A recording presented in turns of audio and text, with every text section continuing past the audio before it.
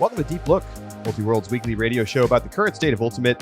I'm the host and the editor of Multiworld, Charlie Eisenhood. Joining me, Multiworld senior editor Keith Raynor for episode 401. I promise we're not going to count it out every week, but I'm going to count it out today. Keith, what's there's cracking? some shows where they do the episode number every week, but let's just consider this we're new slate. We're on our way to 1,000. You know, it's a radio show. You don't need to know what episode number it is. Although maybe 500 is the next landmark. I don't know. 500 and then 1,000. Like we can't really talk about it again until 1,000. I feel like. I mean, 400 is an odd number to choose, but it's also right around the 10-year anniversary, so I think it's good. Yeah, it works. Although we still may bring it up at 10-year anniversary time. Well, we got a big one for you today. We're going to be joined by the 2022 College Players of the Year. At this point, that is known news, so I'll go ahead and say it. It's not a spoiler at this point. It's both from the University of North Carolina, Don Culton and Liam Searles-Bohs. They will both be joining us to talk about their seasons, the national championships, winning this award, who they would pick for POTY, and more. We're also going to reveal our first team All-American selections. And before we get to all of that college talk, Keith, we got to take a look at the upcoming club season because things are starting to get moving. Can you believe it? I'm not ready. So I'm just not ready for club. Yeah, well, you got to get ready because it's right here. It's happening. It's summer, Keith. The Pro League Challenge is a little more than a week away, and that will kick off the Triple Crown Tour for the 2022 season. And we also had a lot of sanctioned play begin this weekend. And there's been a little bit, but it really got going in earnest this weekend. So let's take a little bit look at a rundown of some of the action around the club scene. Out in Oregon, we had the Eugene Summer Solstice competition in both divisions. And Sockeye, your winner, 13-9. They beat Rhino Slam. Those were the top two seeds at the tournament. Revolver, Furious George also in action. Furious getting the better of both Rhino and Revolver on day one, but Rhino got them back 12-9 in semifinals. So Sockeye gets the relatively comfortable win over the field here to start their season. Not a big surprise here, Keith, but I do think it's interesting to see Furious at least mostly looking pretty good. Lost to Rhino a little bit concerning, I think, on day two, but that's going to be a team that's looking to go far at WCC in just a couple weeks. To me, the most notable thing, besides Sockeye obviously doing well, is that with all the caveats about it's early season, don't take too much from the results. Like the decay function is going to kick in, folks. Don't worry about it. By nationals, these results probably won't be that informative, but for now, they're what we have. And the fact that, Rhino is a pretty good distance from Sockeye, I think you're kind of hoping that this Rhino team, they break through to semifinals last year. They have some really exciting players to build around. Like, did it feel like they had a chance to maybe take the step forward? And, this could be a step backwards. Like it's very early, but if this were how it continued to play out, I think it would be a disappointing season for Rhino if they were a team that consistently lost to Sockeye Sockeye level teams by 4 goals. I think that would be disappointing. It's certainly not as disappointing as the Portland Nitro roster that took the field in the AUDL, sans most of its Rhino players. Just an abomination out there. Gave up 35 goals, 36 goals to the Oakland Spiders to fall to 2 and 6 or whatnot. Just horrible. Rip to the person who was in our Discord saying all they needed was a Portland win for their parlay to hit. Oh, gotta check those lineups. Not the right call. Not the right call. Lineups. I mean, it was like a historic scoring performance for the Oakland Spiders. I mean, come on, man. Anyway, so Sockeye off to a good start. Over in the women's division, Fury getting the win. They beat Flipside, the new team out of Southern California, 13-3 in the final. A bit of a beatdown. But Flipside was very impressive. They went 4-1 in pool play. They beat Schwa. They beat Underground. And then they get the crossover win in semifinals over Traffic, 13-11. That is a very impressive result. I don't think I would have expected that. And this Flipside roster was coming into the season with a lot of buzz. I don't know how much we've really talked about it on the show yet, Keith, but they pick up Kayla Helton, Dina Elamelek, like tons of the top San Diego talent across the board, and they pick off a couple players from Fury who live in Southern California. And I think this is a huge positive step for just like the entirety of the women's division. Like, we should have less concentration into these top teams. And I think it's great to see there be like a fully committed Southern California team at this point. Certainly, you look at this roster and it's easy to get excited about the talent. You're, beyond the players that you mentioned. Ava Hanna is coming off a tremendous college season. You have Kelly Uemoto, Caitlin Weaver, Maggie O'Connor, Kristen Pajunas, Alex Diaz. Like, there's a lot of talent here. Certainly a lot of crossover with, to me, a Wildfire, who at their best moments, I think is probably going to be about where I would mark this Flipside team. Maybe a little bit better, or maybe have a higher ceiling per se, but that's about what I would expect from this team. I do think they're going to be able to push for quarterfinals. That's well within the realm, and beating teams like Traffic is a good sign. They beat Schwa handily, and they played that close game with Fury, even though they ended up getting blown out eventually. I also think that it's Fury again, and I can't say that I'm not a little concerned that we could be in for the rhythm of a season that we've seen before.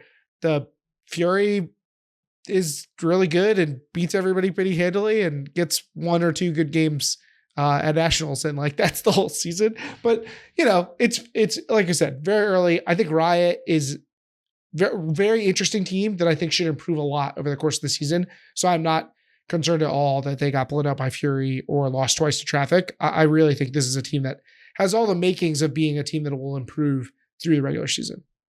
Is it time to sell our Schwa stock? Yeah, I mean, I'm getting a little worried about this team. I didn't buy that much. I think people got a little overexcited by 2 years ago, basically. Yeah. Man, no, they look good that whole season though. They look good that whole season, and they they had the bad injury luck. But they lose to Downpour. Now, I know this is like basically preseason, so I'm not going to read into results. But they get, they get some easy wins. But they lose by 4 to Fury, they lose by 6 to Flipside, and then lose to Downpour in consolation. Yeah, I mean, you can write it off unless they were playing Barefoot or like T-Rex. This is like when we make fun of college teams for losing to their own B teams. But this is the U20 team, right? Like, we're talking. I mean, they're don't get me wrong, really good. But good. you are a team that thinks you could make semifinals at nationals. You can't lose to high schoolers. You can't. You can't. I'm sorry. I don't care if it's the U.S. national U20 team. You can't. A lot of representation from the South Eugene team that just rolled everybody at high school national invite. Oh yeah. I mean, look, Lou Burris told me he thought that team could, make quarters easy at the college championships. Maybe he was shooting too low. Yeah. Well, I mean, they beat Nightlock and Schwa, so that's pretty impressive. But you can't lose to them. You can't. Anyway, let's move on to the what are the names of these tournaments? Phantom Invite. Pony, Vault, Truck Stop, Temper, Sprout, Phantom. That was the final results in order. And yes, you heard me right. Pony, Vault, Truck Stop.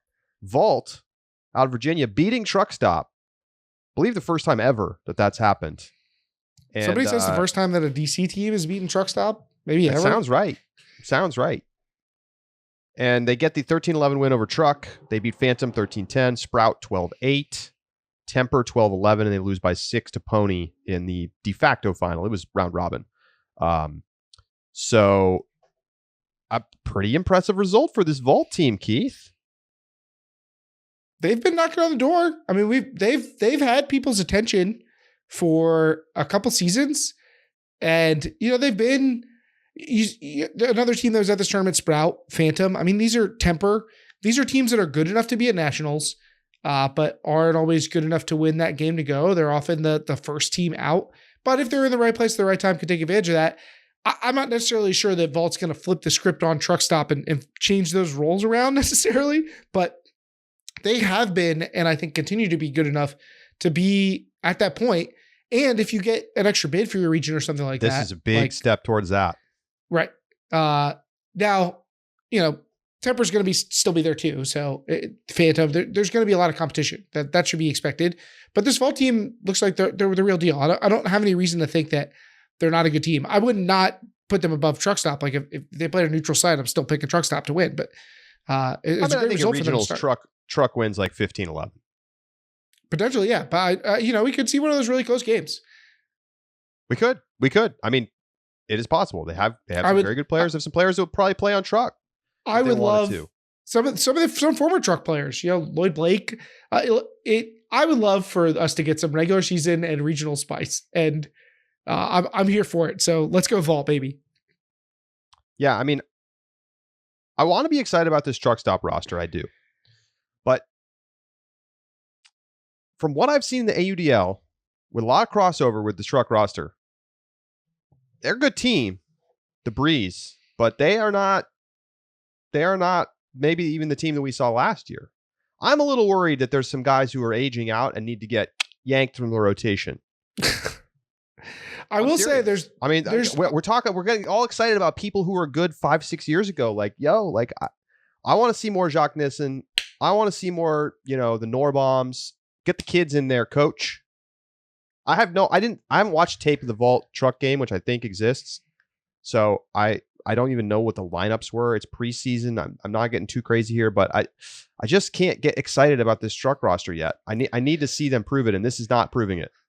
Well, look, I can see why you don't get excited. I mean, it's the same thing. You go to the restaurant, you keep ordering the same dish, and it's good. It's a good dish, but like, you need something seasonal on the menu. You know what I'm saying? Like this looks like the same list of names that I'm mostly used to seeing with Truck. Whereas I need something new here. And if only the observers hadn't blown the offensive foul call, they would have won that game.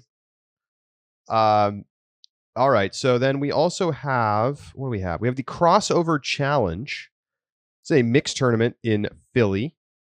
And, kind of a mishmash. There's no bracket or anything, just a bunch of games.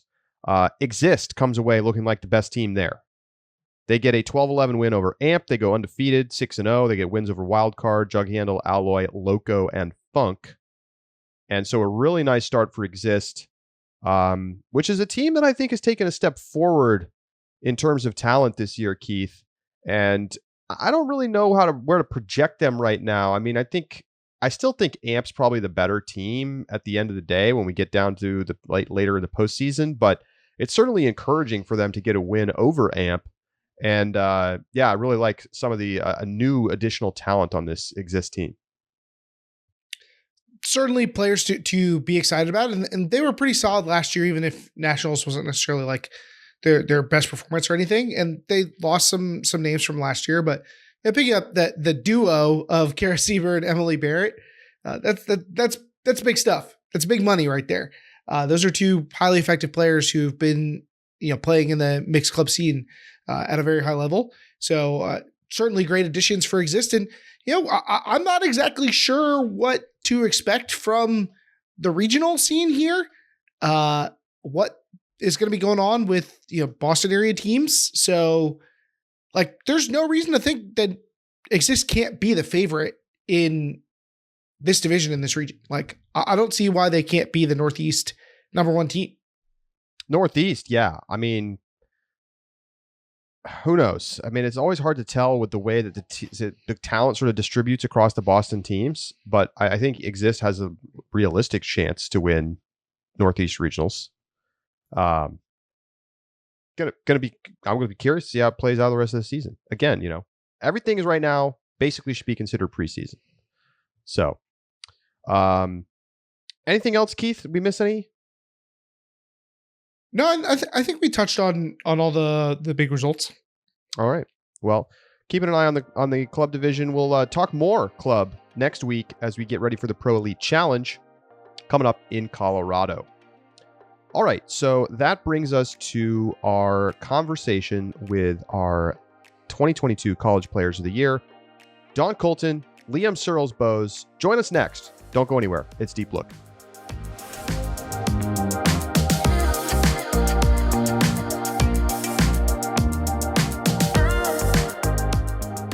Joining us now on Deep Look are your 2022 College Players of the Year, both coming from the University of North Carolina, Chapel Hill. It's Don Culton and Liam Searles-Bohs, both also coming off championship runs at the 2022 College Championships. Thank you both for being here. First and foremost, congratulations on not only winning the championship, but also earning Player of the Year awards. Thank you. Thanks. Well, thanks so much for being here. Dawn, I'll start with you. It's been a crazy condensed combo season for Pleiades, where you win back-to-back championships. Obviously, so much success for both programs, but Pleiades doesn't have quite the same history and legacy that Darkside has had in the past. What's it been like for you to go through these wins in December and now in May with the team in very different tournaments and kind of different teams, different conditions? I would say that it's just been so fun and so satisfying. Like, I remember my freshman year at UNC, everyone on Darkside talking as if they assumed that they had the potential to do so well every year. And I really believe that our team could have that too. And I've just been so happy that we've actually been able to achieve that. Well, speaking of Darkside, doing quite well and being pretty confident. Liam, you get this national title, and I still remember, and I actually talked about it on one of our episodes. The interview you gave after winning the title, and you were like, "Well, it was almost a like, the real championship is the friends we made along the way kind of feel. Like it's about being with my brothers and being a part of this family." How much did it mean to win the title with that group, or is it the journey? Like, how do you square, trying to achieve what you're trying to achieve with being present in the experience in that way? Yeah, I mean, it was sweet. It was awesome. It was amazing. It was like the highlight of my life, and like, I think the interview comes from like what I feel in that like elation, right, is the love, and that's what like gets us here. I think like something you said, the process, I know that's said a ton, but like winning isn't a thing that happens at the end. It's a thing that happens every step of the way. So every decision you make is either heading you in the direction of winning or heading you away from the direction of winning. So I mean, winning at the end is awesome, but the thing I'm addicted to, the thing I love is winning every step of the way, making the right decision for the team every step of the way. We talk about process and winning. You think about the development that we've seen in North Carolina generally, and the just outsized amount of success that the state overall, going beyond the college programs, has had at the youth level, and then more recently at the highest levels in club and the AUDL and whatnot.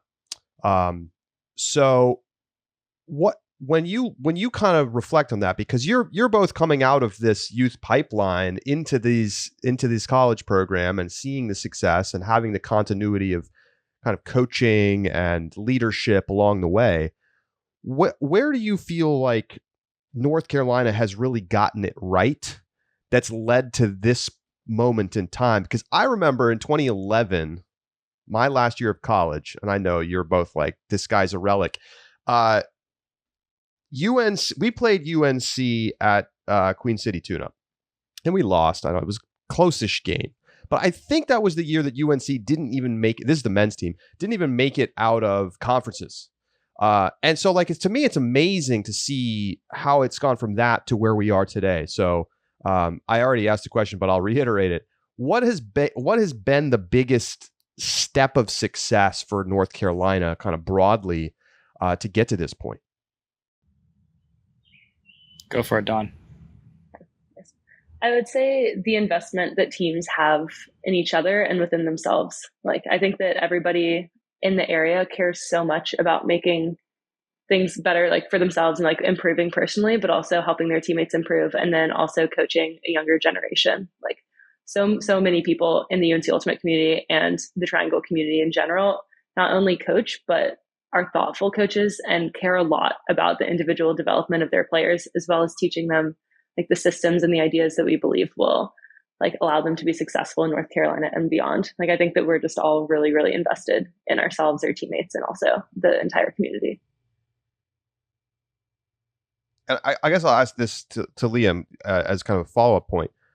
Where does that come from? Because there's lots of people who coach and there's lots of people who, you know, are invested in Ultimate in some way, but it does feel like there's a high level of commitment to that's happening in the Triangle area in particular, and maybe across the state. Why is that?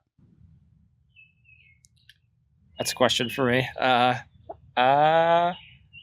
don't know. I mean, it feels like if you're coached by good coaches and you stay in the area, there's a wren right next to me. There's a, I guess just a feeling of like that you owe it to the community, I guess. You know, I definitely feel that. I'm not like an awesome coach, but I do what I can to help people get better, because I've felt so invested in over the years. So it when you feel really invested in and cared for, it's easy to care for others and invest in next generation. Don, you know, I also wanted to ask about the Callahan. You get both at one time. It was actually asked on Twitter about when's the last time that happened, and I believe that's 2015 with Alika Johnston. So I think you're the third person to ever win Player of the Year and Callahan in the same season.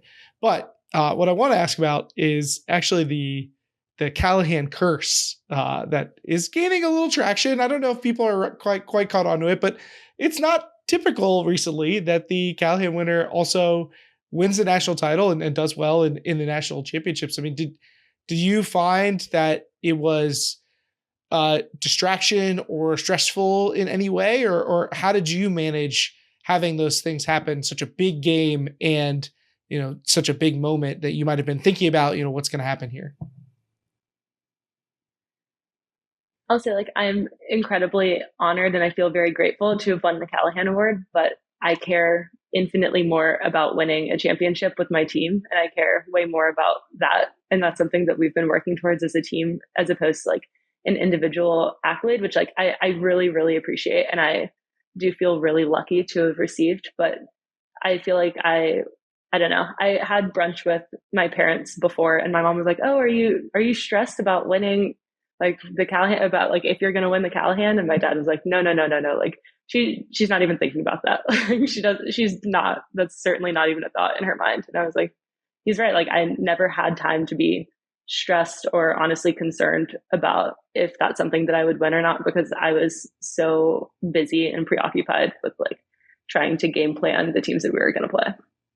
Liam, you got a couple titles. So you got some extras, dude. I mean, would you trade one for a Callahan? What do you think? No, I also don't care about the Callahan. Not that I don't care about the Callahan. It's an awesome award and it's a great thing for the community. And like, I'm about like making meaningful memories and creating emotions for my teammates. So that individual awards are awesome and I really appreciate the POTY and, you know, stuff like that. But, you know, that's not really something I earned. It's something that someone gave to me. So I'm about the ships. When you came into college, Liam, John Randolph and you enter in the same class, and there was immediately a lot of comparison and discussion about the two of you as 5-star recruits and what, you know, you'd bring to the college division, both of you making an impact right away. Both of you end up leaving college with college championships and lots of success and accolades. What's that been like on your side? I don't know what your relationship is with JR, if you have one. And like, does that feel like a rivalry, even though there was, you know, I mean, obviously both you played some huge games against one another over the last few years. but it wasn't necessarily like a head-to-head matchup on the field that often. But like, what was that like?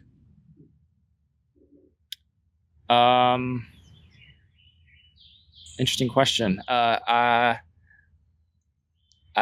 think John challenged me a lot. Like, obviously he works incredibly hard, way harder than me, maybe. And we're like really, really different. We're like, I think our approach to the game is really different. I think like our play style is obviously really different. And I think that's like cool, we like might not have matched up, but like, I always knew John was like working hard, helping his team get better. And so I think that like he definitely helped me in that way as much as anyone in the country did. I mean, he's an amazing person, awesome dude, friend of mine. So, yeah, does that answer your question? Sure. Yeah. Don, I kind of sorry. Go ahead. No, go ahead, Charlie. No, I was gonna ask. I want to ask a little bit about the games because we haven't had a chance to kind of break down and talk about the games, the finals in particular, since the championships. So, Don, you have this rematch with Colorado after a great game at Northwest Challenge. There was some spice here on Deep Look when Stacey Gaskell was on earlier. We're talking about the matchup between the two of you. And so you get back into this game, and it ends up being this amazing battle between two just phenomenal teams. I'm just curious from your perspective, getting the big lead and then kind of watching it recede a little bit. Was that a stressful thing to go through? And did you ever have a waver of confidence that you were going to win the game? I certainly don't assume that I'm going to win games until I've won them. So I'm certainly not like just assuming that we're going to win. But I did believe that we still could win. I think it was definitely tough when Teresa was out. Like that was certainly something that was really hard for us. And that was something that was like incredibly frustrating to have happen. I think that not only was I slightly, I don't want to say worried about our team, but like that certainly changed the game plan a little bit. But I was also just really concerned for Teresa herself. And I'm glad that she is now like fine. But that certainly like was something that was stressful and was like an unfortunate thing that happened. That was kind of a key moment. And I remember thinking like, I just watched Colorado play in the semifinals, and Culton had a couple injuries of their own, and so that kind of stuff takes away. So it is good to hear that Teresa ended up being healthy. But as Charlie mentioned, you'd seen this Colorado team before. You'd played close games. Like, is this a team that you all were preparing for? Is this a team that you were already focused on? Okay, we may be seeing them down the line. And what did that preparation look like in getting you ready for the championship game? Oh, yeah, for sure. I definitely assumed that we would see them at some point in the bracket, and I hope that we would be able to see them because I think that it's a fun game. I think that we have really interesting matchups against them, and like that's a lot of the prep we did was like figure out the matchups, like figure out just our general plan against them and like watch a bunch of film of them. But yeah, I was really excited to be able to play them again. It's always fun to have hard, challenging games, and honestly, it was like very satisfying to be able to play them again. Like I loved winning in the fall for sure, but there's something about like having those really close games that makes it feel like even better when you are able to win them. Where do you feel like Colorado stands moving forward? I mean, you've got 2 more years at UNC, so we know we'll see you back. UNC, though, does lose some key contributors, and Colorado is maybe getting better because they're picking up some players off the IR. So do you see them as the favorite and like the team to beat next season, or do you think UNC gets to hold the mantle until proven otherwise?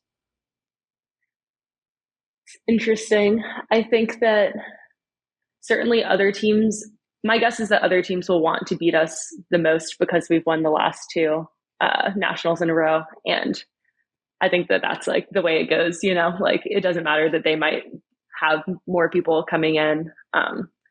People will just like be rooting against us instead. But I don't know, as far as like a favorite, I mean, I always favor ourselves to win. Like, I think that we can win again. Like, I believe in our team. And I think that regardless of who they're adding, even though I know like Bailey is an incredible player, Sky is an incredible player. Like, and I think they have more people also coming from their injured reserve, that I believe in my team and I believe that we can do it. Would you ever let them move you to O-line, or you just D-line to your core? I will do whatever the team needs me to do, but I really love D-line. I think you just betrayed D-lines everywhere by saying that, though.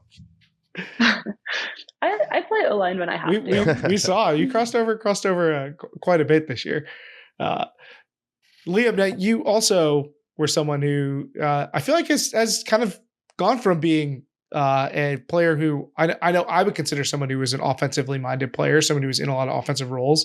And then you played a lot of D-line lately, and then y'all come out and play this tremendous defensive game against a Brown team that had been arguably the most efficient offense in the country with their particular style of play that I think has some similarities with what Darkside does. How did you take their offense out of their game? Well, we have Eli, so that that's kind of something other teams don't have.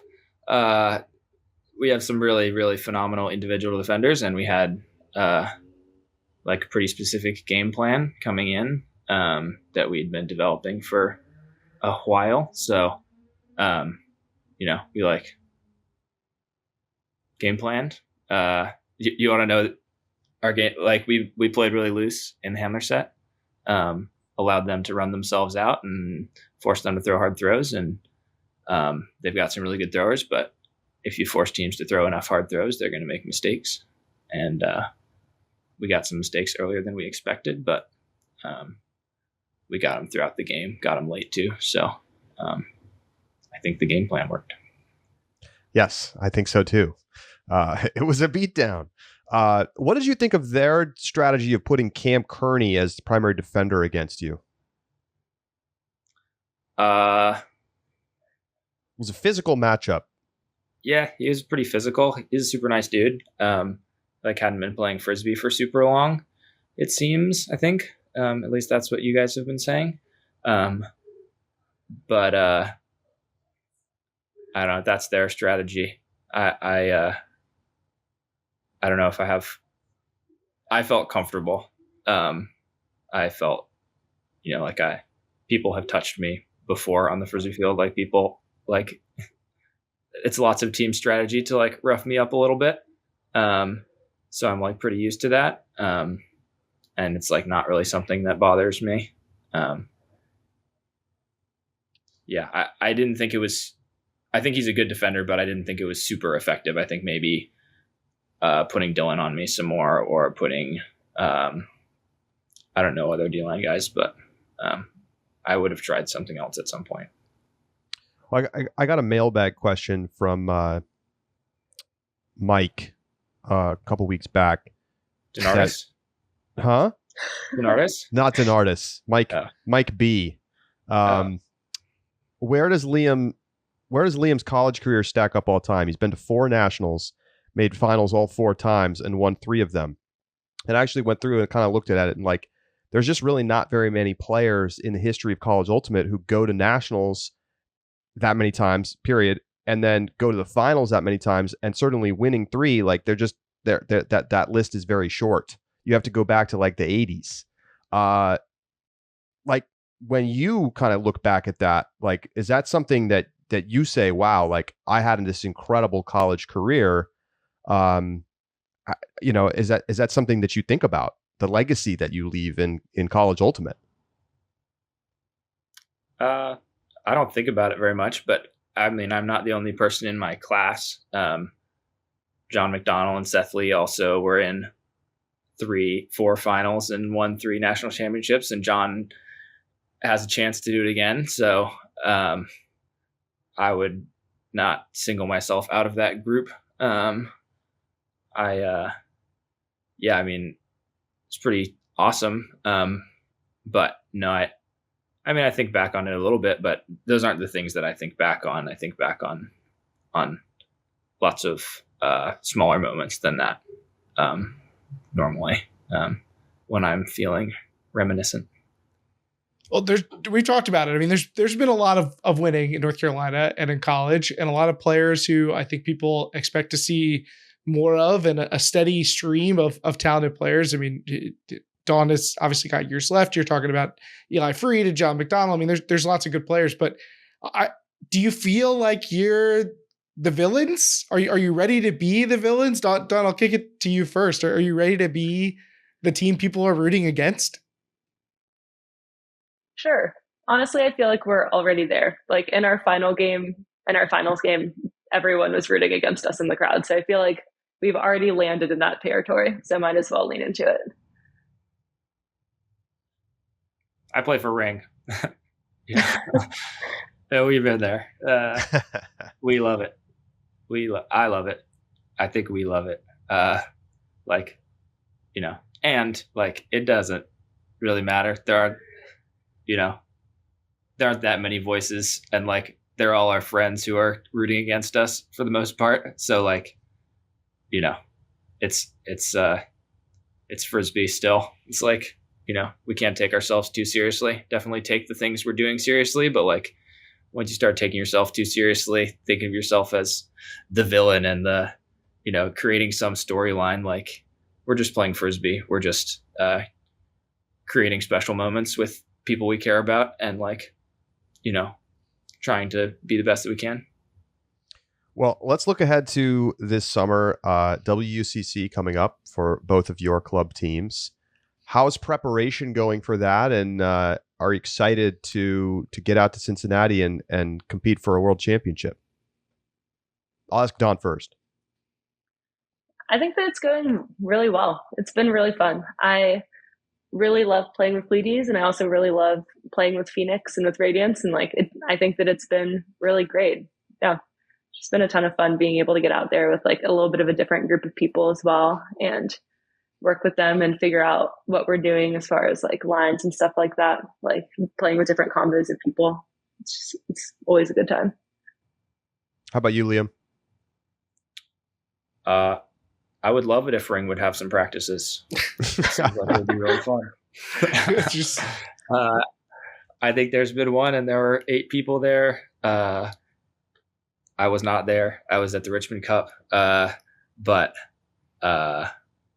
yeah, well, we're going to try our best with the time that we have.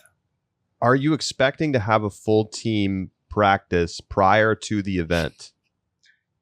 Yeah, we have a few scheduled. Okay. They just haven't happened yet. Okay. Is there like, do you worry at all about the workload that you're putting on your bodies? I mean, you're both young and healthy, certainly more so than Charlie and I, but you know, it is a lot of high level ultimate. Let's start with you, Liam. Do you worry at all about the potential for physical or mental burnout? Yeah, I mean, it's not really a worry. It's a reality. It's hard to play as much Frisbee as I've asked my body to play for the last 10 years. I haven't had a ton of off seasons in that 10 years, and I've paid for it. I mean, I didn't really have a very healthy college career. I was injured most of my college career, I would say. Yeah, I mean, I have an off season right now, which I'm really thankful for. I've got a couple months before Worlds while everybody else is off playing Flyers. So taking advantage of those to try and get as healthy as I can. Yeah, I don't have an off season. Also, I think this is the 8th year that I've played straight through, which brings me a lot of joy. Like, I love Frisbee so incredibly much, and it was always one of the best parts of my day. But I certainly have been injured before, obviously. Right now I'm feeling like pretty good.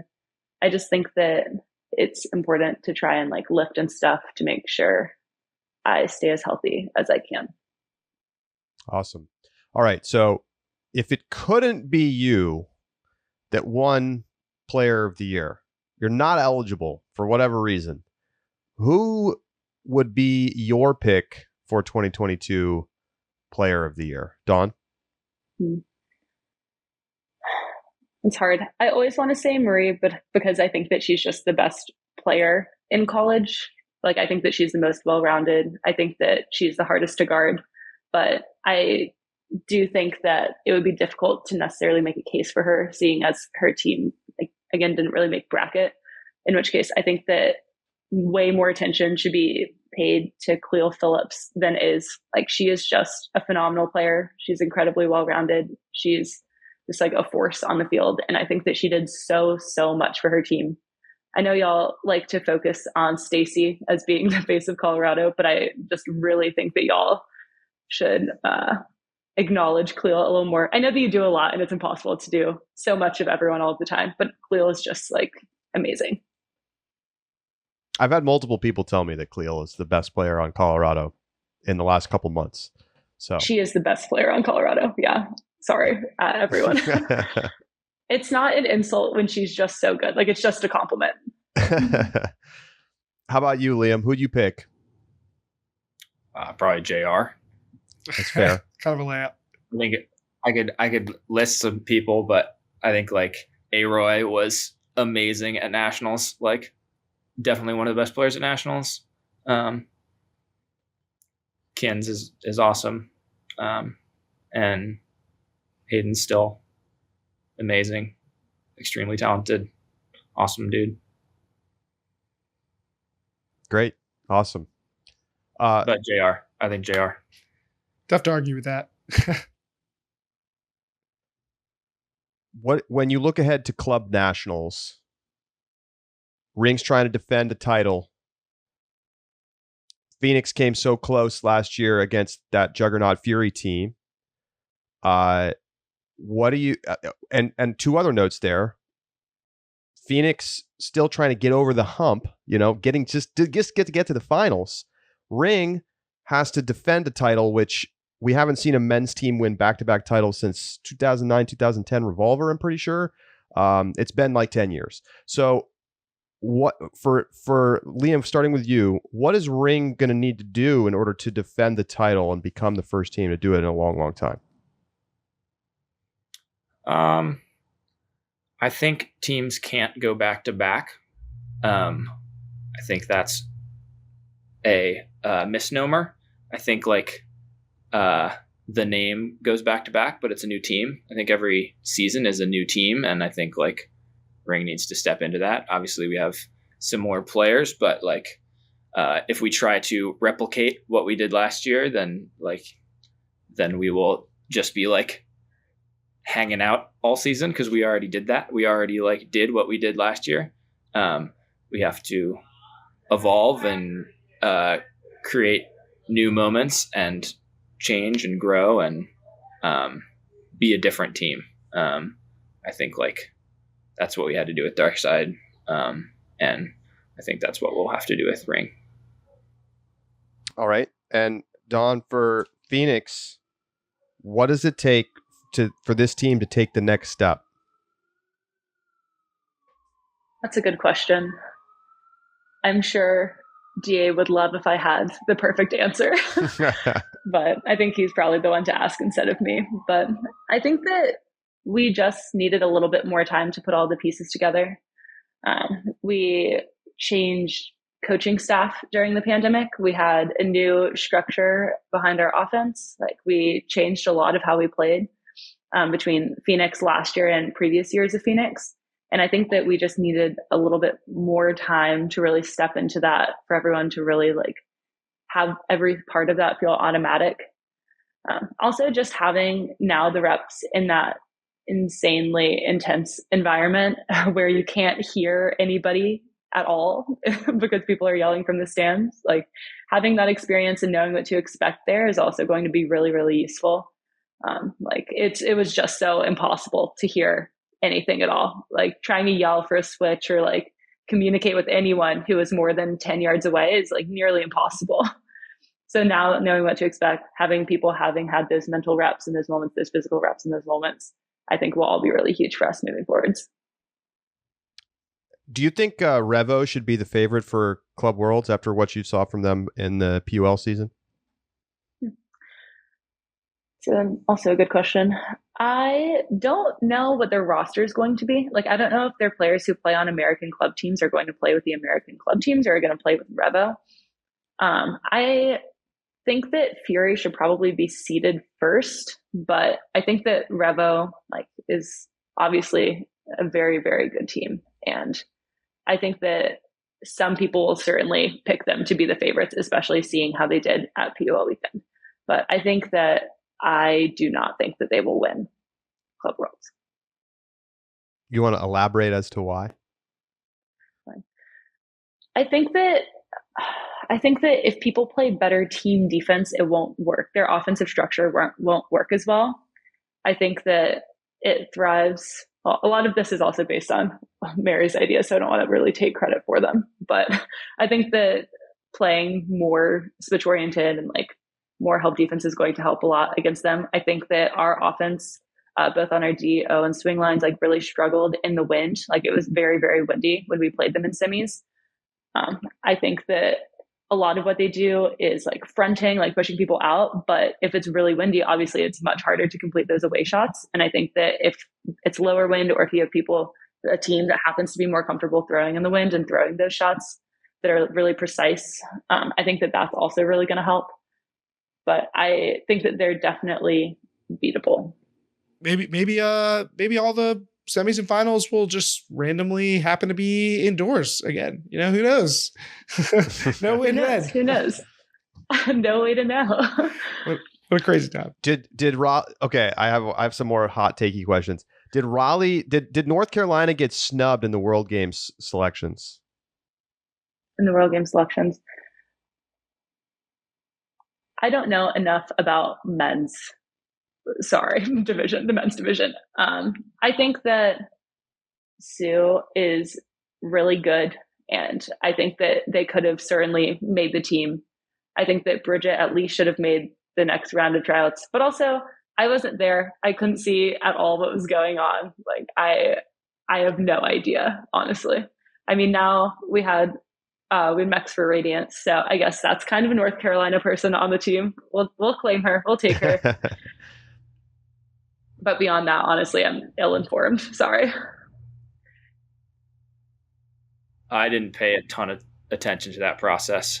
I think Jack is the best player in the world, and it was very smart of them to put him on that team. Outside of that, I think I could name who tried out, but I don't know.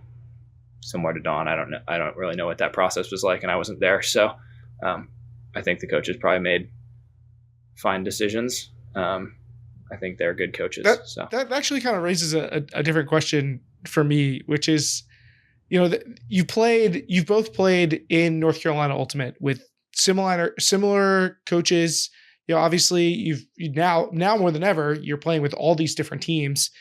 So that's going to change how things are operating for you. But do you feel like you've also both played on national teams and in other environments, because you've played so much of the same style of Ultimate through your careers? Do you find it challenging to integrate with players from outside of the North Carolina Ultimate scene?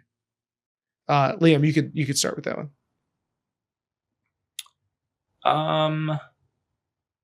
Not really. I think we play good Frisbee. I think we play.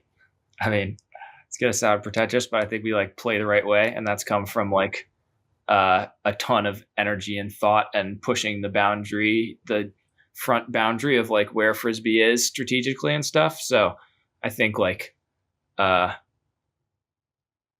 don't have a ton of trouble. I when I play with really good players for the most part when I'm not playing in the triangle. So it's pretty easy to communicate. There's obviously some terminology stuff that's different, but not really. And on the national teams I've played on, they've just been really good, really talented players. So it's just fun to, mind meld. I honestly can't think of very many times recently when I've played with people not from North Carolina. When I played on the U20 national team, I didn't really have a problem playing with other people. I'm big into buying into whatever system is being taught then and just like committing to that regardless of if it's what I personally think is best or not. I also, when I played on Warhawks, we didn't really have a system. Our system was just like, you are all like great players, get open. Like you have amazing throwers who can hit you almost anywhere as long as you're open. So that was kind of the move there. And then I would say, like, if anything, moving into Pleiades and learning a system was kind of challenging for me. But now that I know that, I feel like I've played at pickup before, obviously. And like, I think going back to that is kind of frustrating because it's pickup, but also is totally fine. Well, thank you both so much for stopping by, and congratulations once again on a pair of back-to-back titles. I don't know that we'll ever see this again. I mean, unless UNC keeps doing it, I guess, where one school wins consecutive national championships in both divisions. It's already been rare. So congrats on that, and congrats on winning Player of the Year. Thank you. Thank you both. Liam Searles-Bohs, Don Culton with us here on Deep Look. We will be right back.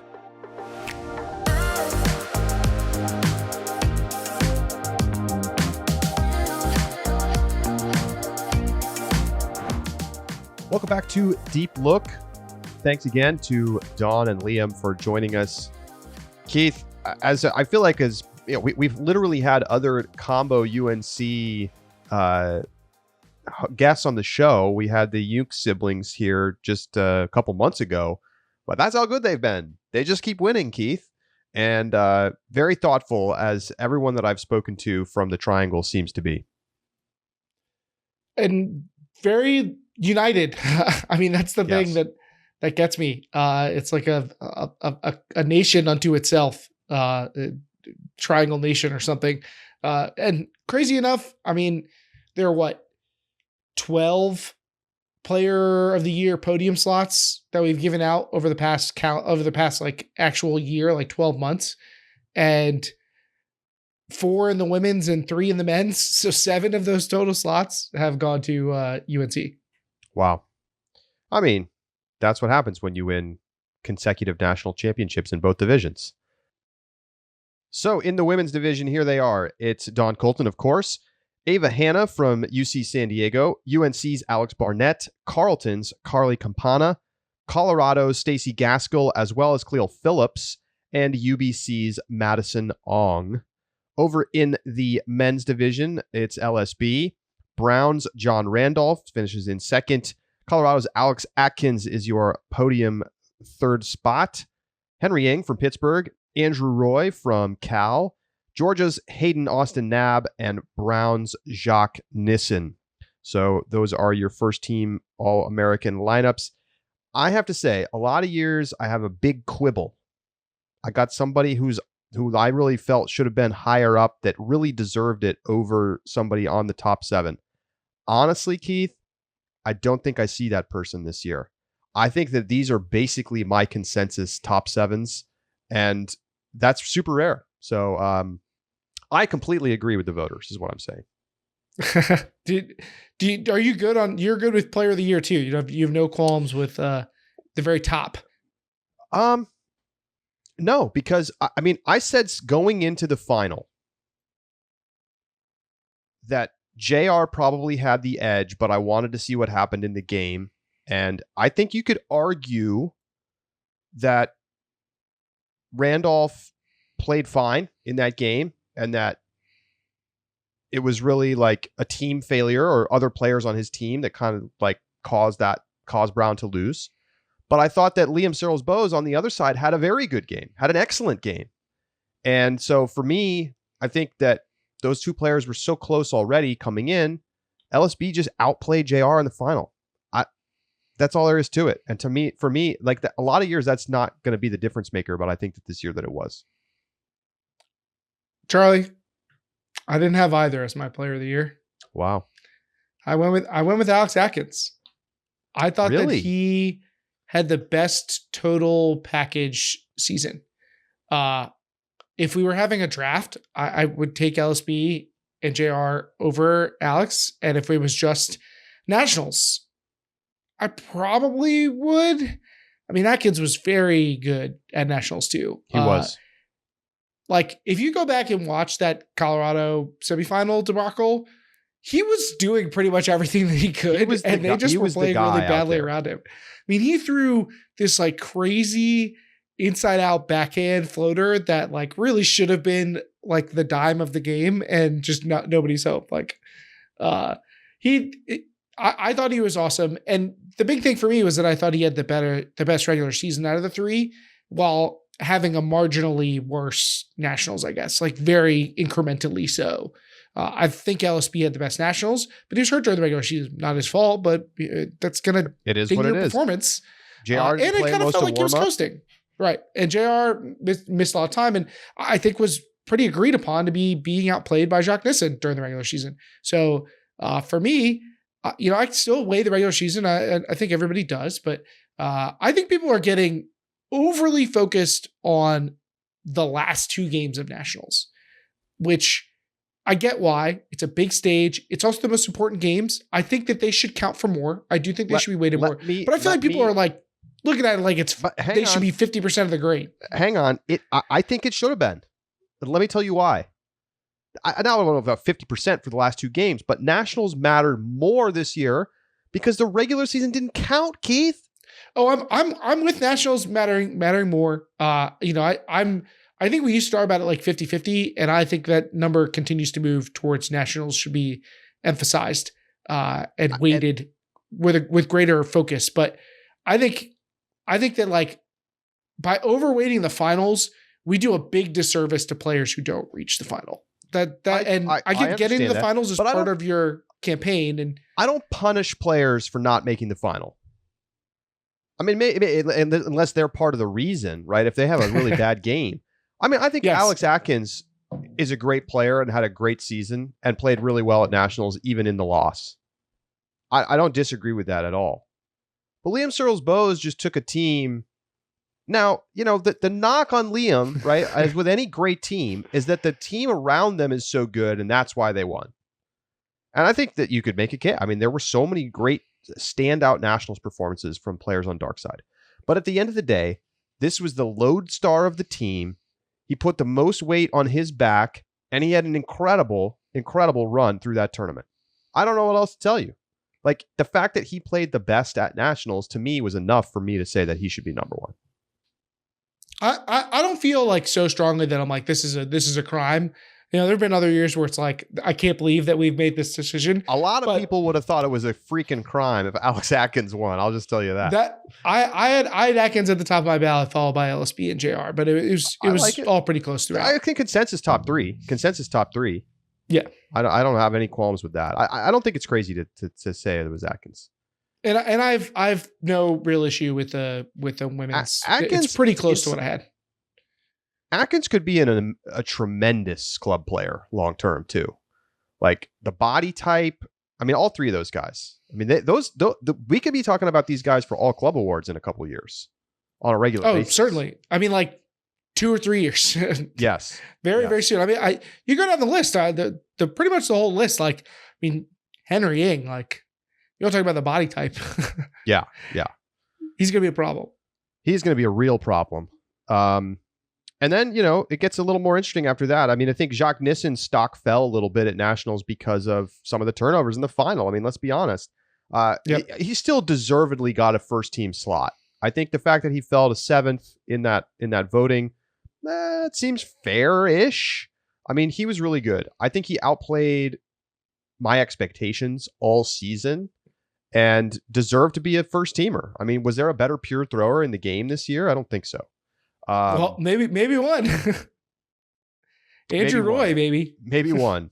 Andrew Roy's quarterfinals performance was a sight to behold. It was unbelievable.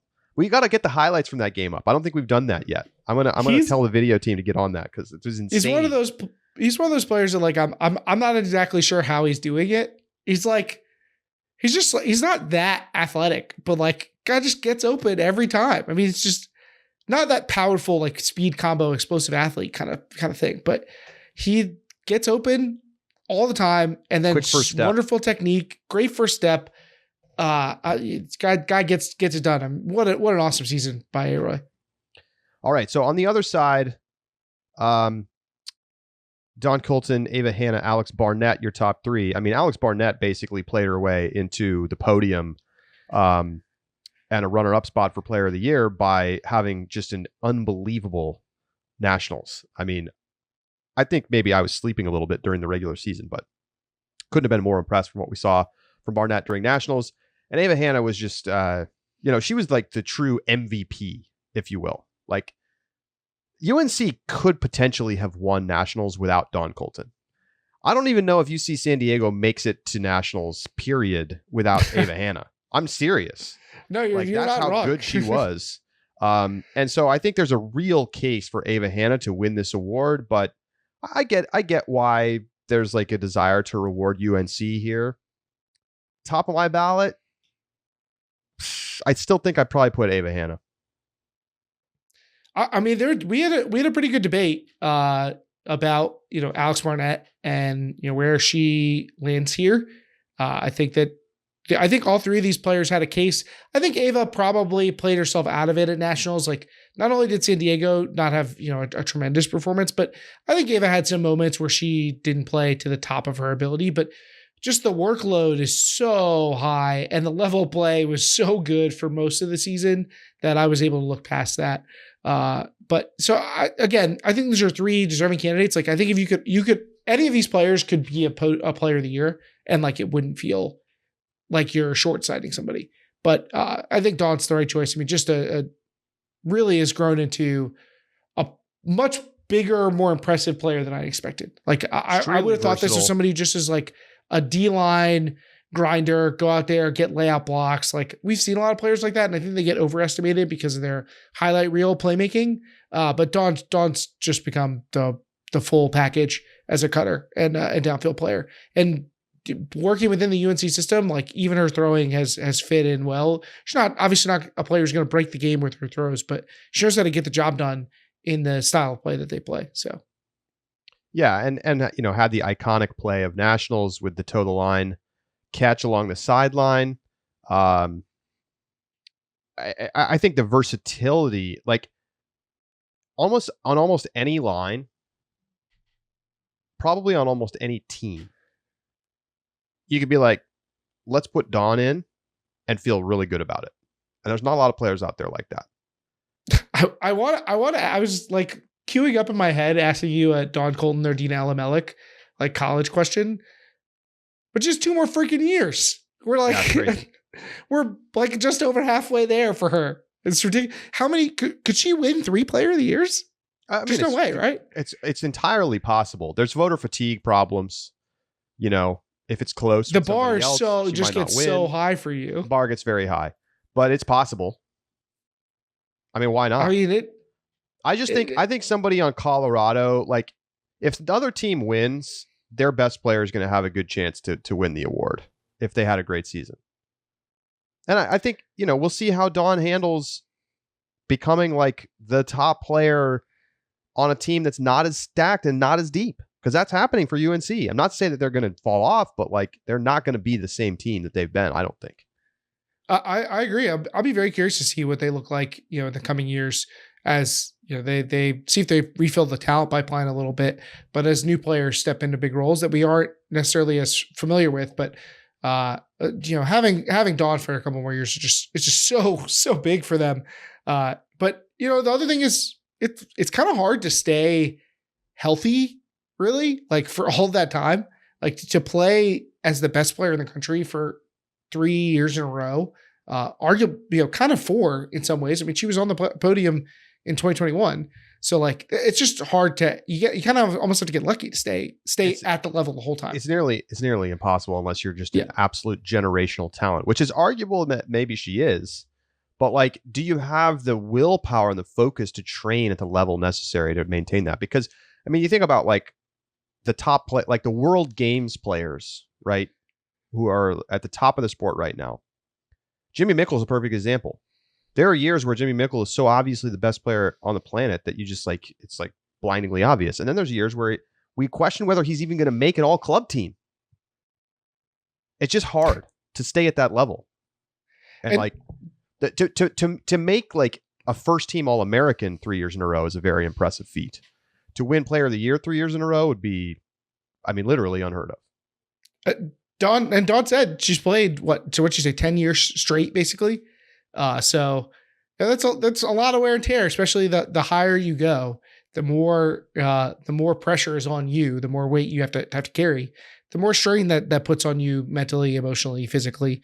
And you know, if we're going to talk about the greats, the one player who's appeared on the podium 3 times, is, you know, we've already proclaimed them the greatest college player of all time, pretty much, which is Jack Versu. So that's kind of what Dawn's chasing at this point.